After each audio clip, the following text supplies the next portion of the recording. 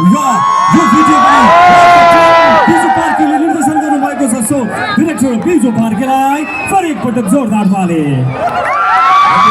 दुर्गेश थापाजी यस गीतमा गायनमा पनि रहनुभएको छ, फिचरिङ पनि रहनुभएको छ र यसमा गायनमा राजेश पाल राई दाइले साथ दिनुभएको छ र साथमा ऱ्यापर रहनुभएको छ अल्टिमेट राइजिङ स्टार, जसले चाहिँ अपकमिङ समयमा ऱ्याप म्युजिकबाट नेपाललाई रिप्रेजेन्ट गरिरहनु भएको छ मिस्टर ऱ्यापर भ्योमालाई एकचोटि जोरदार ताली बजाएर स्वागत गरिदिनु।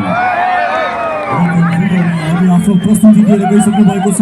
म फेरि पनि एकपटक भ्योमालाई यो स्वागतका निमित्त हाम्रो ट्रेनिङ नेसनले उहाँलाई स्वागत गर्दैछ। म भ्योमालाई स्टेजमा आइदिनको लागि हार्दिक अनुरोध गर्न चाहन्छु। भ्योमा सँगसँगै यो गीतमा फिचरिङ हाम्रो वर्षा इचानी पनि हुनुहुन्छ। सो वर्षा यतिखेर अस्ट्रेलियामा हुनुहुन्छ। सो उहाँलाई पनि हामीले मिठो सम्झेका छौँ र साथमा हाम्रो यस नाच नाच भाइ नाचमा आज भिलेन रोलमा बखुबीको साथमा आफ्नो ड्यासिङ पर्फर्मेन्स राख्नुहुने, जाफेमा पनि दुश्मन हेरेको मेन भिलेन रहनु भएको छ। So let's welcome Pema Dawa Lama. पेमाजीको एक्टिङ यो पटक अझ बुलन्द बनेको छ।